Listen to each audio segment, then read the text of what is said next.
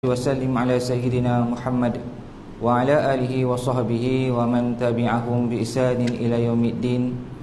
Subhanaka la ilma lana illa ma 'allamtana innaka antal alimul hakim. Wa la haula wa la quwwata illa billahil aliyyil azim. Amma ba'd. Fa ya ibadallah ittaqullah.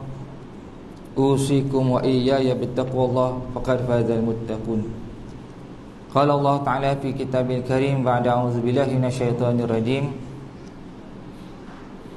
Faulaika ma'al ladzina an'ama Allahu 'alaihim minan nabiyyin was-siddiqin wasyuhada'i was-shalihin. Shadaqallahul 'azim. Alhamdulillah yang dimuliakan pengurusi serta barisan datang kuasa, yang dimuliakan juga tuan-tuan imam, tuan Bilal serta tuan-tuan haji, puan-puan hajah, ayah-ayah, ibu-ibu, datuk-datuk, datin-datin serta tuan-tuan dan puan-puan, sahabat-sahabat yang dimuliakan Allah Subhanahu wa taala.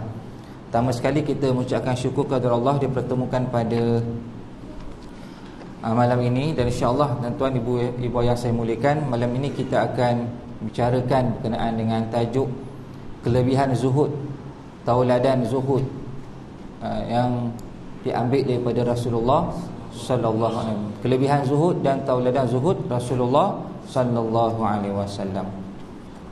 Jadi bila kita bincang tentang zuhud, maknanya kita mengenal dulu apakah makna zuhud, apakah makna zuhud yang disebutkan dalam Al-Quran dan hadis. Banyaklah ulama-ulama bicarakan tentang zuhud. Kadang-kadang ada orang yang tidak memahami makna zuhud yang sebenar. Dia beranggapan zuhud ni pakai koyak-koyak, zuhud ni pakai cepat-camping, ataupun zuhud ni dalam keadaan meninggalkan dunia. Maka inilah satu kesilapan dalam memahami makna zuhud yang sebenar. Maka ada terdapat satu hadis daripada Nabi sallallahu alaihi wasallam. Datang seorang lelaki bertanya kepada Rasulullah sallallahu alaihi wasallam. Maka lelaki ni dia bertanya, "Wahai Rasulullah, tunjukkan kepadaku satu amalan yang jika aku kerjakan, Allah dan manusia akan mencintaiku." Lelaki tu tanya, satu amalan ataupun amalan yang mana kalau aku buat, Allah dan Rasul akan mencintaiku. Maka kata Nabi sallallahu alaihi wasallam, "Izhad fid dunya yuhibbakallah. Wa izhad fi ma indan nas yuhibbakan nas." Hadis riwayat Ibnu Majah yang bermaksud, zuhudlah terhadap dunia, maka engkau akan dicintai Allah. Mana Nabi sebut zuhud terhadap dunia. Dan zuhudlah terhadap apa yang ada pada manusia, maka akan engkau dicintai manusia. Maka apa makna zuhud yang disebut oleh Rasulullah sallallahu alaihi wasallam? Kalau kita tengok dari segi makna dia, dari segi bahasa dia, zuhud ni dia berpaling daripada sesuatu atau tak nak sesuatu. Dia tidak mengkehendaki sesuatu. Dia berpaling daripada sesuatu. Sesuatu itu termasuklah sesuatu yang ada nilai ataupun tidak ada nilai.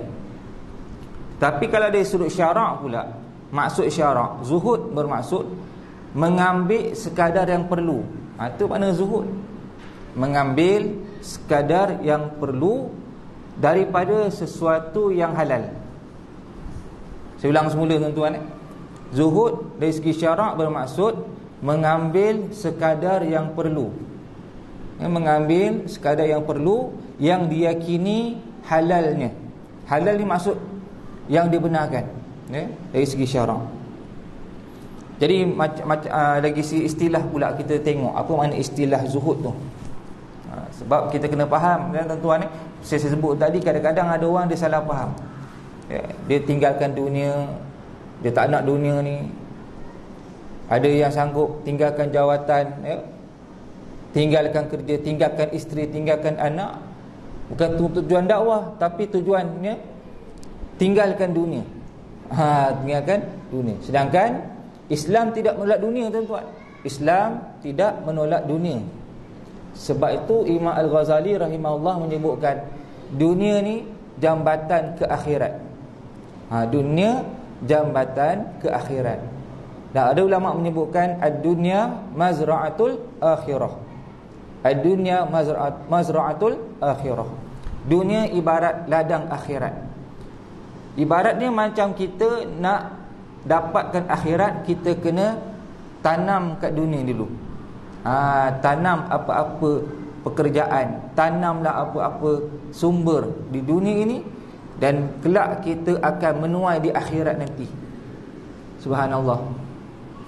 Maka dari segi istilah dia tuan-tuan, maksud zuhud dari segi istilahnya meninggalkan kesenangan dunia kerana memilih kesenangan akhirat. Tu. Ataupun hati yang tidak terpikat pada dunia. Dia ambil dunia, tapi dia tak terpikat sikit pun. Rumah, ada kenderaan, ada segala-galanya, tetapi dia tidak menjadikan itu sebagai tujuan hidup dia. Dia ambil itu sekadar perlu, sekadar yang menjadi keperluan untuk meneruskan kehidupan. Dan dari segi makna yang ketiga tuan-tuan, zuhud terhadap perkara keduniaan. Zuhud terhadap perkara keduniaan ni ulama bahagikan kepada 3 perkara. Pertama sekali tuan-tuan, bila kata makna zuhud, seorang itu bila dah capai maqam zuhud, dia akan meyakini bahawa dia meyakini dan percaya sesuatu yang ada pada Allah lebih daripada sesuatu yang ada pada dirinya. Dia meyakini bahawa apa yang diberi oleh Allah lebih baik daripada apa yang ada pada dia. Sebab apa kadang-kadang orang hari ni dia tak boleh terima hakikat hidup dia begitu. Dia tak boleh terima hakikat takdir yang menimpa hidup dia, sebab dia tak melihat kebaikan itu datang daripada Allah SWT. Sebab tu kata ada hikmah ni kan. Kan dalam Quran sebut, ada kala kita suka pada sesuatu tetapi itu tidak baik untuk kita. Tapi ada kala kita tak suka pada sesuatu tu tapi ia baik untuk kita. Mana kat situ kita kena faham bahawa sesuatu yang berlaku itu kita meyakini Allah dah beri yang terbaik. Allah Ta'ala dah tetapkan yang terbaik untuk diri kita. Yang kedua tuan-tuan, zuhud pada dunia maknanya apa? Gemar mendapat ganjaran daripada kesusahan dunia. Kadang-kadang dia lebih suka pilih kehilangan daripada dapat. Dia lebih suka tak dapat daripada dapat. Sekarang ni macam-macam kita nak kan. Kita nak tu, kita nak ni, kita nak jawatan, kita nak pangkat, kita nak anugerah, kita nak sesuatu yang kita idamkan dalam hidup. Tetapi ada orang tuan-tuan, bila dia yakin bahawa zuhud itu mengambil yang sekadar perlu, dia akan cakap apa? Tak dapat pun tak apa. Kenapa? Dia melihat bahawa dengan tak dapat tu adalah lebih baik untuk dia. Subhanallah. Kita kena ada perasaan begitu, barulah capai kelebihan zuhud tadi. Dan yang ketiga tuan-tuan, kita tengok sikap dan perasaan kita apabila ketika dipuji. Apabila ketika dipuji, yang ketiga tuan-tuan, zuhud terhadap dunia. Dan perasaan dan sikap seseorang itu apabila dipuji, bagaimana keadaan dia. Dan ketika dikeji pula, bagaimana keadaan dia. Maka orang yang zuhud ini, sama ada dipuji atau dikeji, tak ada erti bagi dia. Subhanallah. Orang puji pun tak kembang kan. Ya, kadang orang puji kembang kan. Orang puji macam terbang ya. Cuba kalau kena keji, kena kritik. Maksud begitu tuan-tuan, kita nak supaya saat dipuji pun tak beri apa-apa kesan pada kita. Saat dikeji pun tak beri kesan pada kita. Orang cakaplah apa pun. Kenapa? Dia lebih memandang kepada pandangan Allah Subhanahu Wa Taala. Kalau kita tasawuf ni tuan-tuan, kita melihat kalam ulama seperti mana disebutkan oleh Sayyidina Ali bin Abi Talib radhiyallahu an. Sayyidina Ali menyebutkan zuhud itu adalah jangan terlalu gembira apabila memperoleh keuntungan. Boleh gembira, Tapi kata Sayyidina Ali, jangan terlalu gembira sangat, jangan terlalu seronok sangat. Tuan-tuan, nak capai tu bukan senang kan tu. Bukan senang kita nak dapat makam zuhud macam tu. Dia kena kepada mujahadah, pengorbanan. Dan Sayyidina Ali sambung, dan jangan terlalu bersedih apabila memperoleh kerugian. Nampak tu dua keadaan tadi kan. Pertama, jangan terlalu gembira kalau dapat keuntungan. Yang kedua, jangan terlalu bersedih kalau dapat kerugian. Maknanya itu fitrah kita, tuan-tuan. Gembira boleh, tapi jangan terlalu seronok sangat. Ya, contohlah kita dapat satu berita yang seronok. Tuan-tuan, seronok, gembira. Berita seronok apa dia contoh? Anak kita dapat 9A SPM. Boleh gembira, tapi jangan terlalu gembira. Terlalu gembira, dia ada beza dia kan. Kalau gembira ni makna seronok, hati lapang, rasa happy, rasa ceria, ya. Kita raikan anak kita. Tapi kalau orang yang terlalu gembira ni, dia kadang-kadang dia over. Kan? Over. 7 hari 7 malam kenduri. Kan? Contohlah. Kalau contoh kan, tuan-tuan tak ada kena-mena siapa. So nak bagi contoh. Kadang-kadang rezeki anak kita satu hari insya-Allah, amin tuan-tuan kalau anak kita satu hari dapat pergi ke Mesir, contohlah. Siapa tak nak kan? Anak kita dapat pergi ke Timur Tengah, belajar Universiti Al-Azhar, ataupun pergi ke Syria, ke Jordan. Kita nakkan harapan macam tu. Kadang-kadang kalau tak pergi luar negara pun, kita dapat pergi, anak kita dapat universiti, dapat melanjutkan pengajian di tempat-tempat IPTS yang hebat-hebat ni. Maka kadang-kadang gembira kita tu mungkin dari segi normal orang biasa, tuan-tuan, dia mungkin akan sambut dengan kenduri kesyukuran. Bagi yang biasa, tuan-tuan, satu hari cukup. Kan, begitu nak tunjukkan gembira tu dengan menzahirkan rasa syukur, buat kenduri bagi orang makan. Tak apa, silakan. Tetapi ini satu yang pelik, kalau sebulan penuh buat kenduri, punya seronok. Malam pertama jemput malam kedua ada lagi. Sebulan tu jemput, gembira, terlalu gembira. Makna orang begini dia tak ada sifat zuhud. Tidak ada sifat zuhud dalam hati dia. Dan kalau bersedih, jangan terlalu bersedih. La tahzan, innallaha ma'ana. Allah Ta'ala sebut jangan bersedih, Allah bersama dengan orang yang sabar. Innallaha ma'as sabirin. Allah Ta'ala bersama orang yang sabar. Betul, kita sedih, kadang-kadang diuji dengan satu musibah, kadang-kadang diuji dengan satu perkara yang kita tak nak, tapi Allah Ta'ala takdirkan, maka sedih itu lumrah biasa. Sedih itu fitrah manusia. Adakala sedih itu sampai keluar air mata. Kadang-kadang sedih tu sampai kita stres. Tetapi jangan terlalu bersedih. Kadang-kadang bila orang yang over dalam bersedih ni, akhirnya dia kemurungan, ya tuan-tuan. Dia tak mampu nak kawal kesedihan dia. Dan lebih dahsyat lagi bila dia bunuh diri kerana tak mampu nak hadapi hidup ni. Ya, kadang-kadang depression tu sampai timbul penyakit mental yang terlalu teruk. Akhirnya dia menjadi orang yang tidak waras. Seperti mana orang putih, tuan-tuan. Dia kalau sedih sangat, minum araknya, sap dadahnya, dan ada pilih jalan untuk terus bunuh diri, dan macam-macam kita melihat. Kerana dia tak ada sifat zuhud dalam hati dia. Sebab tu orang Islam dia ajar, tuan-tuan, kita gembira, jangan terlalu gembira. Sedih pun jangan terlalu bersedih. Kemudian, tuan-tuan, satu ulama lagi ada menyebutkan, Syekh Abu Idris Al-Khawlani radhiyallahu anhu. Beliau berkata, seperti mana yang diriwayatkan oleh Imam Ahmad, zuhud terhadap dunia bukanlah bermakna mengharamkan yang halal dan membuang harta benda. Tuan, ulama sebut ni. Ulama kata apa? Zuhud terhadap dunia bukan mengharamkan yang halal. Maknanya apa, tuan-tuan? Apa yang halal ambil, apa yang halal makan, apa yang halal bagi kamu nikmati, silakan. Yang penting halal. Dan jangan sekali-sekali membuang harta benda. Tu maknanya.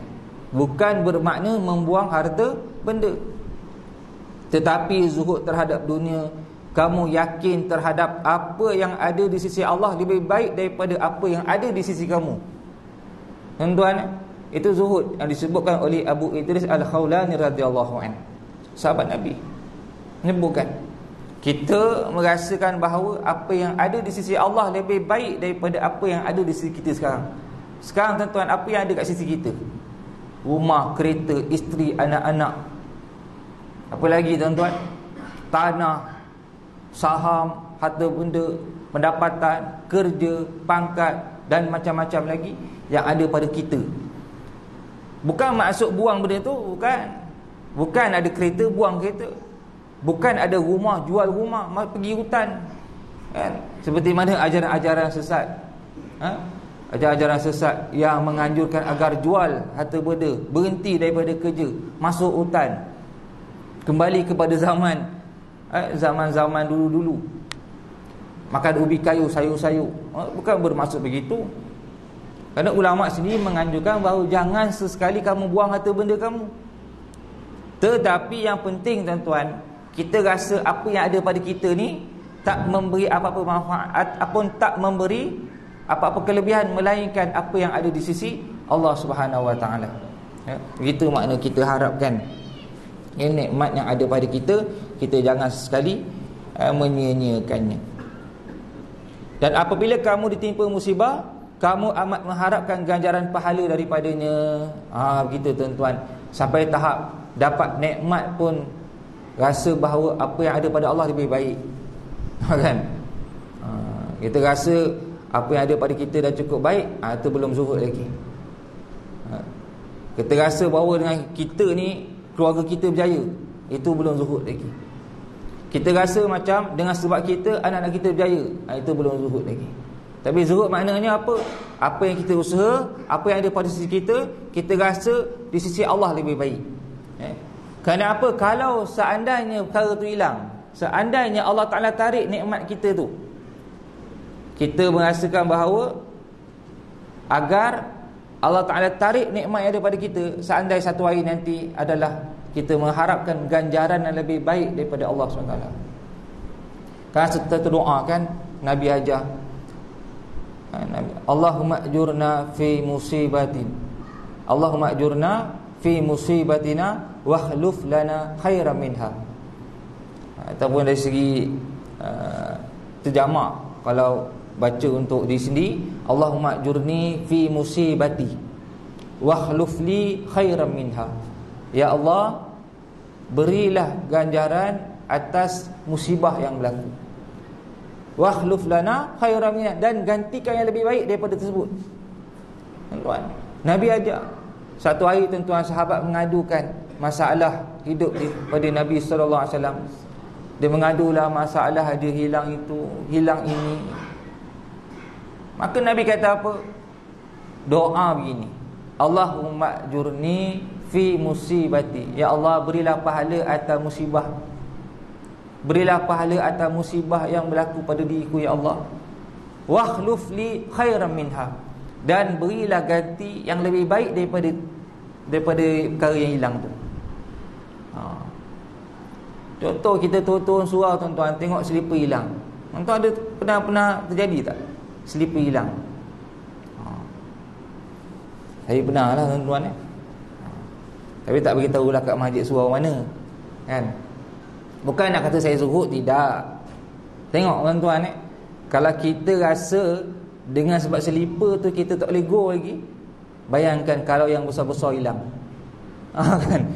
Cuba bayangkan, selipar hilang, apa yang keluar daripada mulut kita? Musibat mana yang curi? Tuan, bukan kita lah, orang lain, Afrika sana. Mana budak yang mencuri selipar aku ni? Selipar Jepun pun nak curi. Kan contoh. Tapi tuan-tuan, kalau orang yang ada sifat zuhud dalam hati, walaupun hilang, dia tetap kata apa? Ya Allah, berilah kesabaran atas apa yang musibah yang berlaku, dan gantikanlah yang dengan yang lebih baik daripada perkara tersebut.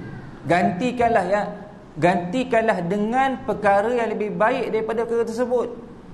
Ini kita yakin bahawa dengan sebab kehilangan tu Allah nak uji. Dengan kehilangan tu Allah Ta'ala nak uji. Mungkin akan datang Allah nak bagi lebih baik daripada benda tu. Tuan, oh sedap cakap, ustaz tak kena. Bukan soal kena tak kena, soalnya pasti kena, tuan-tuan. Tapi jangan harapkan benda tu kena. Sebab Allah Ta'ala sebut, walanabluwannakum bisyai', Allah, kami akan uji kamu dengan sedikit. Bil khauf, dengan ketakutan, sikit ketakutan.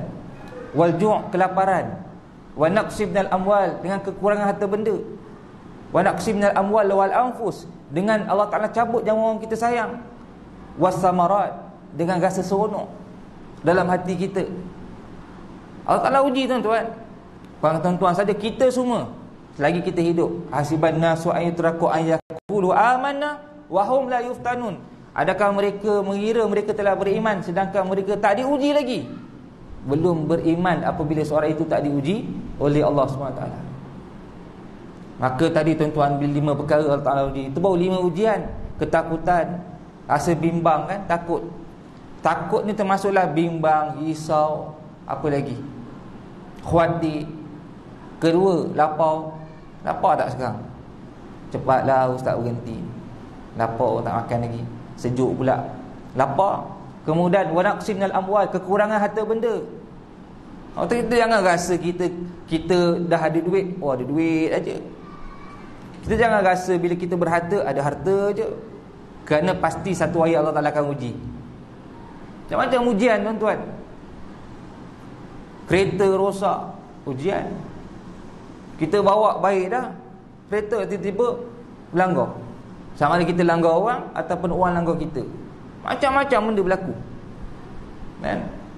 Kita dah jaga dah rumah kita elok-elok, kita pastikan bumbung semua ada, lengkap semua, keselamatan CCTV. Tapi tuan-tuan, tiba masuk perompak, Allahu Akbar. Jangan minta, tuan-tuan, tapi yakin ini ujian Allah Ta'ala. Kemudian kadang-kadang kita dah, rumah kita rasa selamat dah, tiba-tiba ribut, pokok tumbang, Allahu Akbar. Gitu, tuan-tuan. Bagaimana ini kita nak berhadapan? Kerana pasti takkan diuji. Seorang akan diuji sesuai dengan kesanggupan dia, sesuai dengan kemampuan diri dia. Masalahnya sekarang kita tahu ke kita mampu ke tidak? Tak tahu. Sebab itu bila kalau tiba-tiba datang ujian Allah, wabasyiris sabirin, sabar. Bila sabar, tuan-tuan, Allah kata apa? Khabarkan berita gembira pada orang yang sabar. Sabar. Sekali lagi, ustaz cakap senang dia, tak kena. Sabar kan. Saya ulang semula, tuan-tuan. Saya ulang semula, macam kena dengar. Saya ulang semula. Bukan masalah kena tak kena, soalnya pasti kena, tetapi tak tahu bila. Itu mana qada dan qadar. Qada ni apa? Qada ketetapan. Ajal, maut, rezeki, jodoh, apa semualah. Harta, rezeki banyak mana, nasib baik buruk, itu qada. Qadar berapa jumlah. Kalau rezeki, berapa banyak rezeki kita dapat. Kalau dapat anak, berapa anak dapat. Ada orang diuji tak dapat zuriat, tapi sejauh mana kita bersabar dengan ujian tersebut. Ada orang diuji ada anak, tiba-tiba Allah Ta'ala tarik anak tersebut. Bukan kita nak, tapi tiba-tiba Allah Ta'ala tarik. Bagaimana kita nak wujudkan sifat zuhud dalam hati kita? Sebab tu, tuan-tuan, kata ulama, maka kat situ kita kena letakkan bahawa andai kata Allah Ta'ala timpakan musibah dalam hidup kita, mana kita harapkan pertama ganjaran, pahala daripada Allah. Allah Ta'ala nak bagi pahala, dan Allah Ta'ala nak ampunkan dosa kita. Kita fikir dulu, mungkin banyak dosa-dosa kita. Kita sendiri tahu apa yang pernah kita buat dulu. Kita tahu kesilapan, kelalaian kita dulu, termasuk yang bercakap ni. Tapi jangan kita cerita kat orang. Allah Ta'ala nak ampunkan dosa kita. Dalam masa yang sama, Allah nak bagi lebih baik daripada apa yang kita hilang tersebut. Subhanallah, tuan-tuan. Dan Hasan Al-Basri rahimahullah pernah berkata, Seorang yang zuhud adalah jika ia melihat orang lain berkata ia lebih baik dariku. Tuan-tuan, seorang yang zuhud apabila dia nampak orang lain dia berkata dia lebih baik daripada aku. Subhanallah. Tuan-tuan, itu makna zuhud. Kita nampak orang, tuan-tuan, walaupun orang tu biasa-biasa je, tapi dalam hati kita, pakcik ni lebih baik daripada aku. Allahu Akbar. Ada perumpamaan kalau kita nampak anak-anak kecil, kita kena rasa anak kecil ni lebih baik daripada kita. Sebab apa? Dia tak banyak dosa macam kita. Dia baru hidup 3-4 tahun, baru 10 tahun, dosa pun tak ada lagi. Subhanallah. Kita, tuan-tuan, dah 30 tahun, 40 tahun, 50 tahun, banyak dosa-dosa kita. Kita tengok budak kecil, tuan-tuan, nakal macam mana pun, kita kena rasa apa? Budak ni lebih baik daripada aku.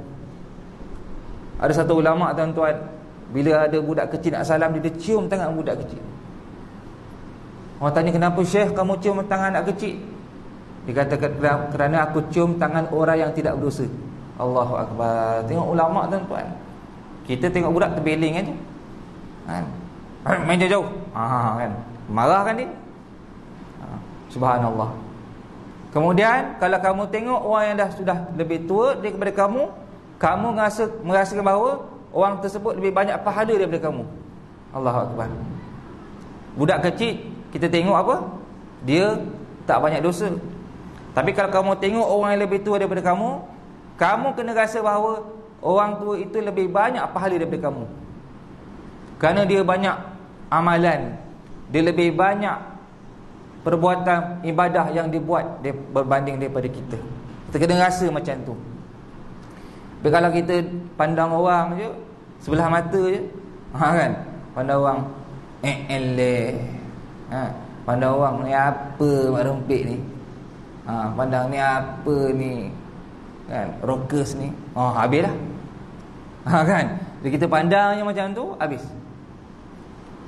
Contoh, tuan-tuan, kalau kita rasa kita banyak ibadah, jadi kita pandang ana lebih banyak ibadah daripada orang. Ni semua ni ahli neraka semua ni.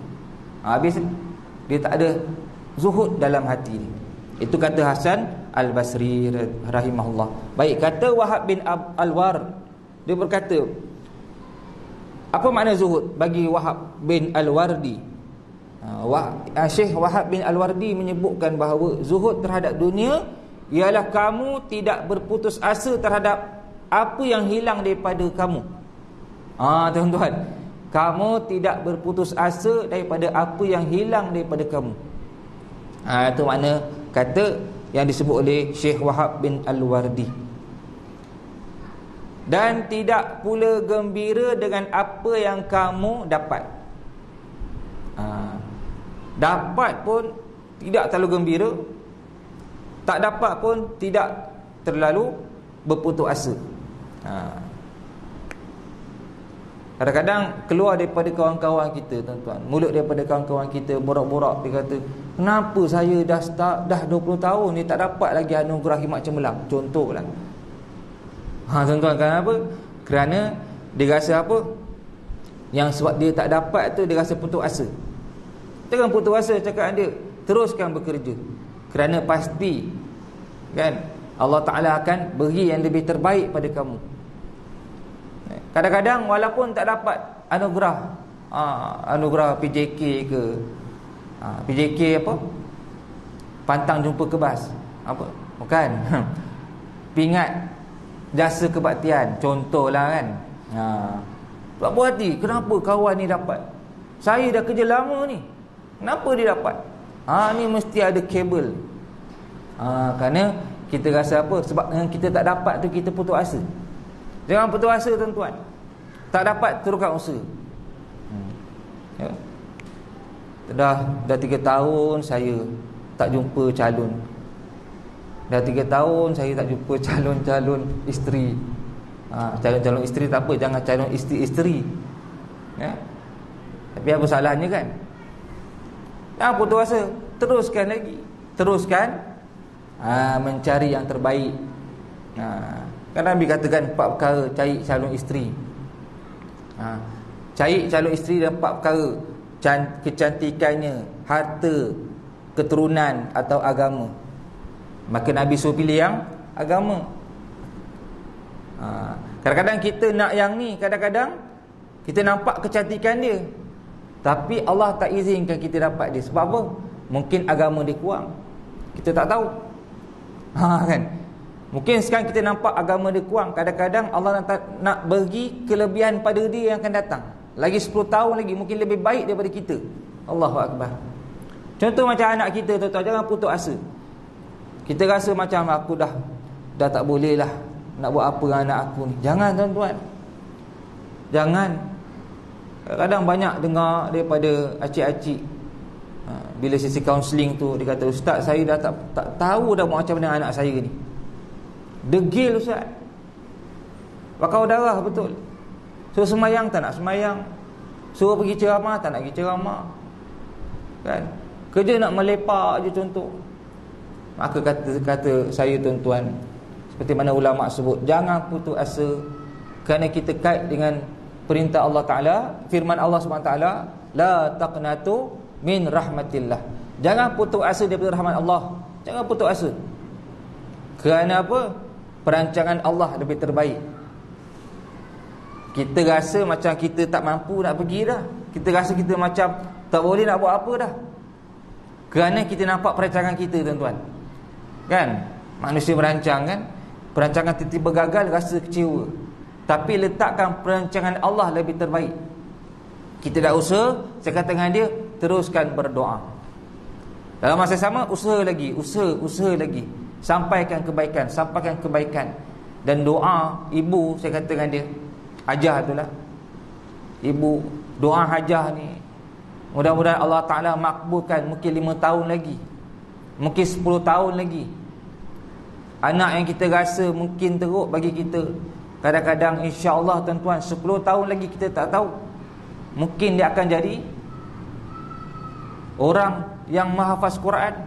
Mungkin dia akan menjadi orang yang lebih baik, bahkan bukan lebih baik daripada kita pula tu. Allahu Akbar. Itu makna kata daripada Syekh Wahab bin Al-Wardi. Baik, kemudian tuan-tuan, kata Sufyan bin Uyainah, beliau berkata bahawa seseorang yang zuhud adalah jika dia dapat nikmat, dia bersyukur. Jika dia tiba musibah, dia sabar. Tuan-tuan, sebab syukur dan sabar tu adik-beradik. Syukur dan sabar itu adik-beradik. Dan disebutkan orang yang syukur tu belum tentu dia boleh bersabar. Tapi tengok, tuan-tuan, orang yang bersabar pasti dia akan bersyukur. Sebab apa, tuan-tuan? Di antara syukur dan sabar, sabar tu lebih tinggi. Sebab apa? Syukur bila dapat nikmat. Syukur sebab kita dapat nikmat. Orang seronok dapat nikmat, tapi apabila dia diuji, tengok dia bersabar ke tidak. Tapi kalau dia bersabar, tuan-tuan, maknanya dia telah bersyukur. Dia sabar, sebut Alhamdulillah pula. Allah Ta'ala uji. Bahkan dia suka pula. Bila sampai tahap suka, redha nama dia. Tuan-tuan, dia kalau sabar, boleh sabar, tapi belum tentu redha pula. Redha atas lagi. Redha ni dia gembira dengan ujian tu. Itu makna kata daripada Sufyan bin Uyainah. Dan saya petik daripada kata terakhir ulama' banyak sebut, tuan-tuan. Saya ambil daripada Sufyan Ats-Tsauri, menyebutkan bahawa zuhud terhadap dunia adalah pendek angan-angan. Jangan banyak angan-angan. Jadi orang yang zuhud ni jangan terlalu banyak angan-angan. Bolehlah sikit angan-angan tu, tapi jangan terlalu berangan-angan. Senang cerita, pendekkan angan-angan kita. Jangan terlalu nak cerita. Cerita angan-angan kita, nak tu, nak ni, ya? Dan tidak mengharapkan harta yang dimiliki orang lain. Mana kita kata Sufyan Ats-Tsauri, dan ditambah oleh Imam Ahmad bin Hanbal, mengatakan bahawa zuhud itu tidak mengharapkan harta yang dimiliki orang lain. Dalam masa yang sama, tuan-tuan, makna zuhud ini buang sifat dengki dalam hati kita. Sifat dengki. Apa yang orang lain dapat, itu rezeki dia. Subhanallah. Apa yang ada pada kita, itulah yang tertulis rezeki kita. Jangan duk fikirlah rezeki orang macam tu. Jangan duk tengok rezeki orang, Allah, kalaulah dapat macam ni. Tu banyak angan-angan tu. Terlalu banyak angan-angan yang akhirnya akan menghilangkan sifat zuhud dalam hati kita. Baik, tuan-tuan para hadirin yang dimuliakan Allah SWT, saya nak bagi contoh satu orang lelaki yang mana tuan-tuan, dia ni asalnya daripada perompak tuan-tuan. Ni ulama yang datang daripada perompak. Tuan-tuan pernah dengar tak nama Fudail bin Iyad? Fudail bin Iyad. Bagus. Namakan anak Fudail. Fudail bin Iyad. Tuan-tuan, sebab tu kita jangan putus asa.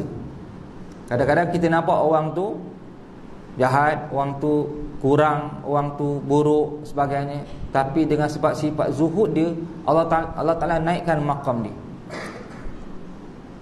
Saya sebut tuan-tuan, Fudail bin Iyad ni, dia duduk di kota Samarkand. Jadi kalau nak sebut nama Fudail ni, memang dia seorang yang bukan calang-calang orang lah, ya. Kerana dia orang yang soleh dan orang yang sangat kuat ibadahnya. Tetapi tuan-tuan, walaupun dia soleh, tetapi dia seorang yang zuhud. Seorang yang zuhud, kuat hafalan dia dan mulia di sisi orang lain. Tapi siapa tahu tuan-tuan, di sebalik kehebatan dia ni, dia seorang perompak. Perompak tuan-tuan, pencuri perompak ni kan, rompak dagangan, tahan pedagang-pedagang, rompak barang-barang, masuk rumah, pecah rumah, rompak. Kan? Jadi nak sebut tuan-tuan, Fudail ni seorang perompak dan juga digelar penyamun jalanan. Dan dia ni tuan-tuan, satu hari tuan-tuan, beliau ni terpikat dengan seorang gadis. Gadis tu cantik sangat, sehingga tuan-tuan, beliau sanggup panjat tembok untuk melihat gadis tersebut. Biasalah penyamun, perompak kan, dia kalau minat dia sanggup panjat tembok, intai skodeng. Tiba-tiba tuan-tuan, tengah-tengah skodeng tu, skodeng tahu kan? tak cantik pula ayat tu. Mengintai lah. Kalau tengah-tengah mengintai tu, tiba-tiba tuan-tuan, dia terdengar satu ayat Al-Quran yang dibacakan oleh gadis tersebut, sehingga menggetarkan hati dan jiwanya. Ayat Quran tersebut tuan-tuan, dia surah Al-Hadid ayat 16. Nanti tuan-tuan balik rumah nanti cuba cari surah Al-Hadid ayat Sayyidina Muhammad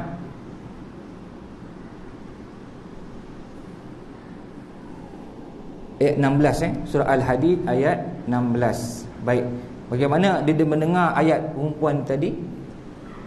Gadis tadi baca, a'udzubillahi minasyaitanir rajim. Alam ya'ni lil ladzina amanu an takhsha'a qulubuhum li dzikrillah wama nazala minal haqqi wa la yakunu kal ladzina utul kitaba min qablu fatala 'alaihimul amadu faqasat qulubuhum wa katsirum minhum fasiqun. Bila dia dengar ayat ni tuan-tuan, bergetar dia, setakut dia. Apa maksud ayat ni tuan-tuan? Allah Ta'ala sebut, belum sampaikah lagi masanya bagi orang yang beriman untuk khusyuk mematuhi perintah dan pengajaran Allah serta mematuhi Al-Quran. Allah kata apa? Alam ya'ni lil ladzina amanu, belum sampai ke masa lagi kamu ni patuh perintah Allah dan ikut Al-Quran. Maka Allah kata apa? Dan janganlah pula mereka menjadi seperti orang-orang yang telah diberikan kitab sebelum mereka. Setelah orang itu masa yang lanjut, maka hati menjadi keras dan banyak di antara orang-orang yang fasik dan derhaka. Tuan-tuan, bila dia dengar ayat Quran ni tuan-tuan, dia rasa bergetar hati dan tiba-tiba datang satu perasaan insaf dalam kalbu dia, dalam hati dia. Sejak dia mendengar ayat tadi tuan-tuan, tiba-tiba dengan izin Allah, Allah Ta'ala bagi hidayah pada dia. Subhanallah. Kemudian tuan-tuan, bila dia dah dapat hidayah tu, subhanallah, dia nak mula merasa kemanisan dalam ibadah. Dia dah mula betulkan diri, dia dah mula dekatkan diri dengan Allah SWT. Dan Al-Maqdisi menyebutkan bahawa Fudail pernah berkata, tuan-tuan, bala, benar, sesungguhnya demi Allah, inilah saat yang telah tiba untukku bertaubat. Tuan-tuan, tengah-tengah mengintai, siapa boleh tahu tiba-tiba insaf, bergetar hati, rasa macam inilah masa untuk aku berubah. Subhanallah. Tuan-tuan, dalam perjalanan pulang, lepas dia dah rasa insaf tu, rasa nak balik tu, tiba-tiba dia berehat dekat satu tempat. Dia mendapati ada satu orang tengah berehat dekat satu tempat. Lalu Fudail terdengar sebahagian daripada orang yang lepak tadi tu, dia berkata apa? Marilah kita singgah kat kampung tu, kerana kalau kita teruskan perjalanan, telah tentu kita akan dirompak oleh Fudail. Terkejut dia. Fudail terdengar, tuan-tuan, sekumpulan orang ni tengah-tengah lepak ni, tiba-tiba dia kata, jomlah kita pulang. Takut-takut nanti kalau kita jalan lepas ni, kita kena rompak dengan Fudail. Tercetus dalam hati Fudail, aku dah insaf ni kan, aku nak bertaubat ni, tiba-tiba ada orang cabar dia kan. Maknanya orang dah tahu dah Fudail ni memang teruk lah. Orang kenal Fudail ni mampu rompak. Kalau lewat je malam, habis kena rompak. Tiba-tiba, tuan-tuan, bila dengar perkataan itu, Fudail lebih gemetar hati dia. Tadi dah rasa insaf, tiba-tiba lebih gemetar hati dia. Sampai tahap, tuan-tuan, dia berkata, wahai kafilah, wahai kamu semua, kemari, akulah Fudail. Terkejut laki-laki tadi. Yang kita cakap ni lah Fudail. Dah takut dah semua, tuan-tuan. Ni perompak ni. Tuan-tuan pernah tengok perompak? Tak pernah, tuan-tuan. Bayangkanlah macam cerita 6 Jahanam tu kan, buragas lah apa semua kan. Ada muka baik lah. Muka Allahu Akbar, macam ni lah, mata terbojol lagi ada. Bayangkan, tuan-tuan, takut orang tengok dia. Maka apa kata Fudail? Wahai kafilah, wahai kalian semua, pergilah. Allahu Akbar. Demi Allah, aku berusaha sekuat tenagaku untuk tidak buat maksiat kepada Allah lagi. Tuan-tuan, padahal dia boleh rompak tu. Kalau dapat rompak tu, macam-macam dia dapat. Itu yang Allah Ta'ala uji, tuan-tuan. Itu bermakna, tuan-tuan, kadang-kadang kita nak berubah, pasti akan diuji lagi. Nak berubah jadi baik, tiba-tiba datang benda yang menghasut buat tak baik. Kadang-kadang nak berubah, kita solat, tiba-tiba datang rasa malas nak semayang. Maka jadi macam Fudail, dia berusaha sekuat tenaga dia untuk bertaubat kerana Allah. Maka, tuan-tuan, terus dia angkat tangan, doa pada Allah. Dia kata, ya Allah, sekarang aku telah bertaubat kepadamu, dan aku jadikan taubat aku ini dengan tinggal di Baitullah Al-Haram. Terus dia duduk dekat Baitullah, tuan-tuan. Kat mana sifat zuhud dia? Kat mana kita nampak? Dia tinggalkan dunia tadi, nampak, tuan-tuan? Dia tinggalkan maksiat dia tadi. Padahal kalau dia buat, dia dapat. Kalau dia rompak, dia boleh dapat. Tapi dengan sebab dia pilih jalan taubat pada Allah, maka dia tinggalkan perbuatan tersebut. Pernah diuji satu hari, tuan-tuan, Fudail bin Iyad, tuan-tuan, perompak lain datang rumah dia. Dia dah taubat ni, tiba-tiba rumah dia masuk perompak lain. Tuan-tuan bayangkan, perompak masuk rumah bekas perompak. Masa perompak tu datang, Fudail tengah solat tahajud pukul 3 pagi macam tu lah, 4 pagi sebelum subuh tu kan. Fudail tahu ada orang masuk rumah dia. Tapi tentu perompak biasa lah, dia tak kira lah orang tengah sembahyang ke apa. Aku ambil, dia ambil. Tiba-tiba Fudail datang kat dia. Terkejut, tuan-tuan, lelaki tadi. Kenapa terkejut? Dia tak rasa marah pun. Fudail tak marah dia pun. Fudail kata, "Woi, buat apa pun?" Tak ada kata macam tu pun. Dia siap kirakan sama-sama dengan perompak tu, tuan-tuan. Betul, tuan-tuan. Fudail, mari kita kira sama-sama. Padahal rumah dia ni. Sampai perompak tu ingat, Fudail ni pun perompak sama. Awak pun perompak juga ke? Tak apa, kita kira sama-sama. Satu untuk engkau, satu untuk aku. Tuan-tuan, P. Ramli buat cerita tu sebenarnya daripada cerita Fudail tu. Satu untuk engkau, satu untuk aku. Dua untuk engkau, dua untuk aku. Fudail kata apa? Tak apa, kamu ambil semua. Kamu ni perompak, tapi kamu tak nak ambil. Apa hal? Barulah Fudail kata apa? Akulah tuan rumah ni. Terkejut perompak tu, tuan-tuan. Terkejut perompak tu. Ya Allah sebut ya Allah. Kamu tuan rumah kenapa tak marah? Aku rompak rumah kamu ni. Siap tolong kirakan sekali. Siap kata baliklah, ambillah barang aku. Kerana apa tuan-tuan? Zuhud dia dah terlalu tinggi. Zuhud pada Allah SWT. Maka dia rasa macam dah tak perlu dah dunia ni. Tuan-tuan. Tuan-tuan rasa-rasa macam tu ke? Kita jangan minta lah kan, rompak masuk rumah, jom kita kira sekali. Ambillah motor Arizak, ambillah motor 125, ambillah kereta ni, ambillah. Oh, hebat. Itu kalau nak kata ulama punya zuhud, tuan-tuan. Itu ulama, zuhud ulama. Semua zuhud ulama itu adalah kerana mengikut zuhud Rasulullah sallallahu alaihi wasallam. Dan akhir sekali tuan-tuan, saya nak sebutkan kat sini bahawa kita nak tengok apakah contoh-contoh lain, contoh-contoh lain sifat zuhud yang boleh kita buat,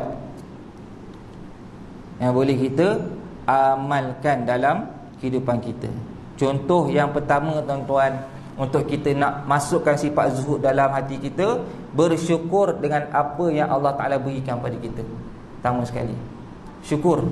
Syukur ni bila sebut syukur, sebut Alhamdulillah terbit dalam hati, dan juga membenarkan dengan perbuatan.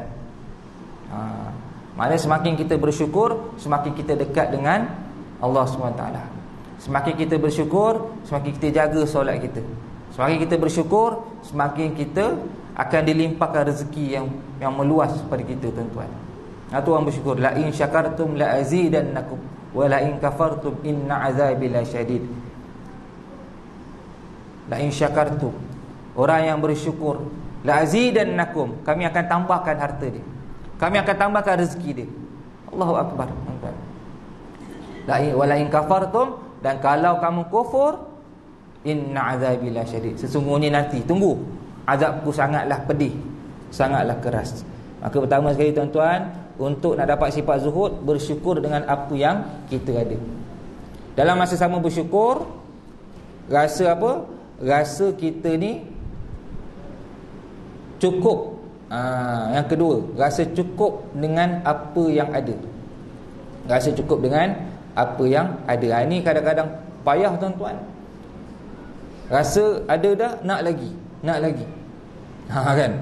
Maka kat situ kita kena muhasabah. Muhasabah sama-sama kita.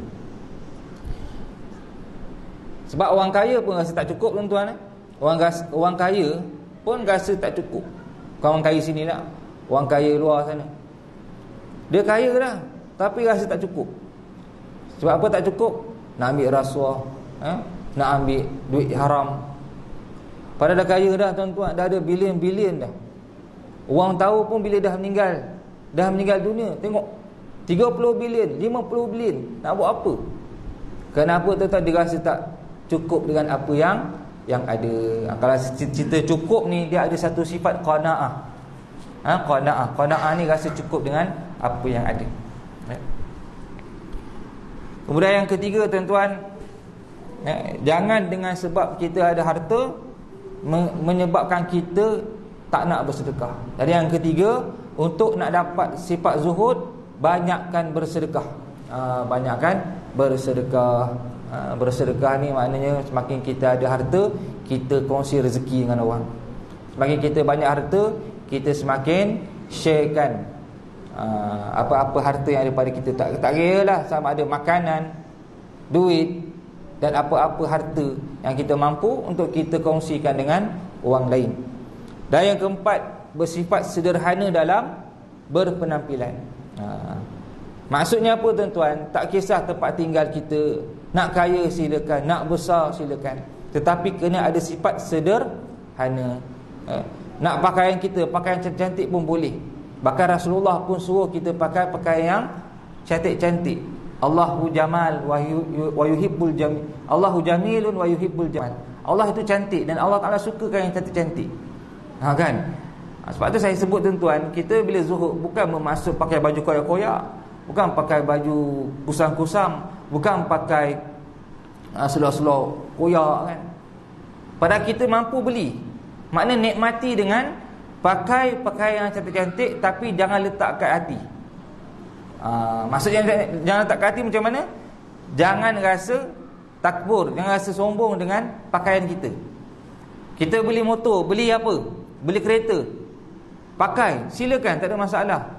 Sedangkan disebutkan 4 tanda kebahagiaan. Tuan-tuan tahu tak 4 tanda kebahagiaan? 4 tanda kebahagiaan. Mungkin saya sebutkan kat sini satu hadis Nabi SAW daripada Abu Hurairah radhiyallahu an. Nabi SAW bersabda,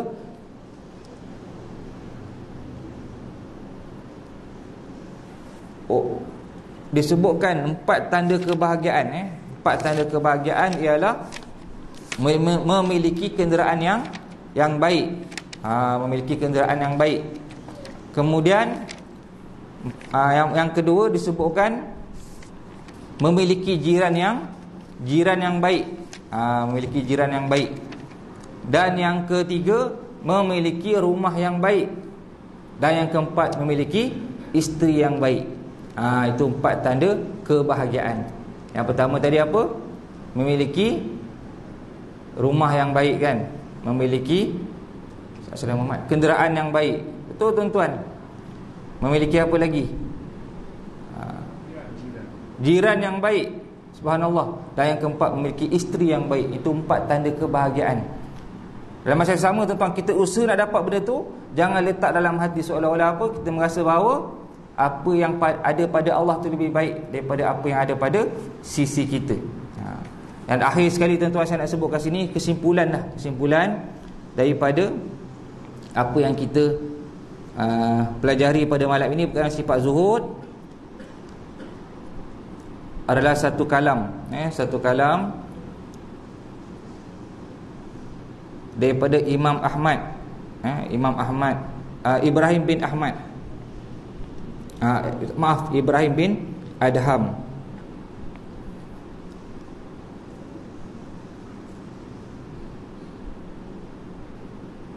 Maka kata Ibrahim bin Adham, zuhud pilih zuhud yang wajib, zuhud keutamaan dan zuhud keselamatan. Zuhud yang wajib adalah zuhud terhadap hal-hal yang dilarang. Zuhud yang keutamaan adalah hal-hal yang dibolehkan, dan zuhud keselamatan adalah zuhud terhadap hal-hal yang syubhat. Jauhkan perkara yang syubhat dan haram. Maka tambah kata Imam Ahmad, meninggalkan sesuatu yang menyibukkan diri dari mengingat Allah. Itu juga tanda orang yang zuhud.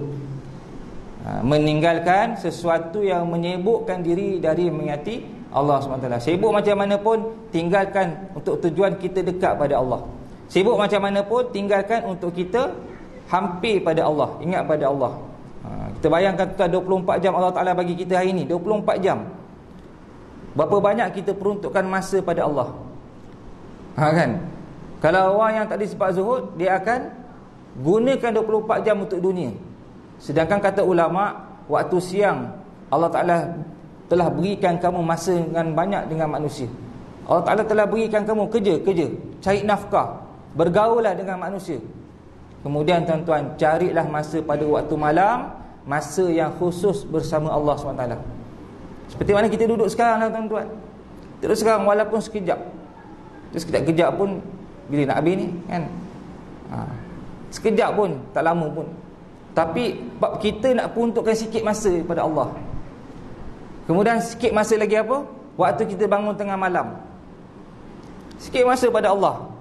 Maka kata Imam Ahmad, tinggalkan sesuatu yang menyibukkan diri dari mengingat pada Allah. Ini dah disebut zuhud arifin.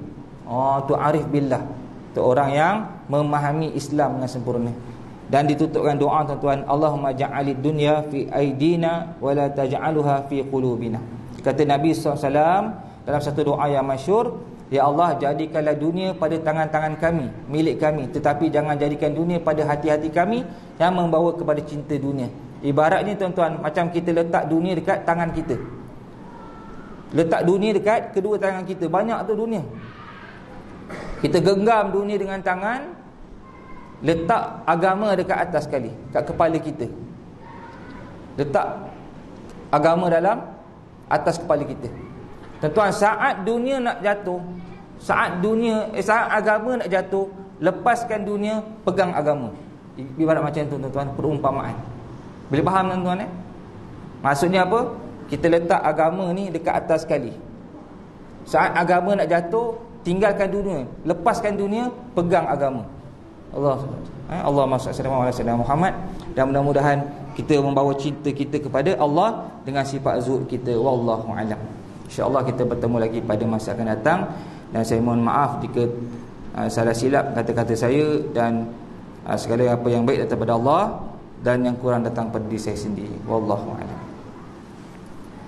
Bismillahirrahmanirrahim. Alhamdulillahirabbil alamin, wassalatu wassalamu ala asyrafil anbiya'i wal mursalin sayyidina Muhammadin wa ala alihi washabihi ajmain. Allahumma faqqihna fid din wa 'allimna at-ta'wil wa zidna ilma wa hdina siratal mustaqim. Allahumma zidna ilma, Allahumma zidna ilma, Allahumma zidna ilma, walhamdulillahirabbil alamin. Taqabbalallahu minna minkum. Sekian, assalamualaikum warahmatullahi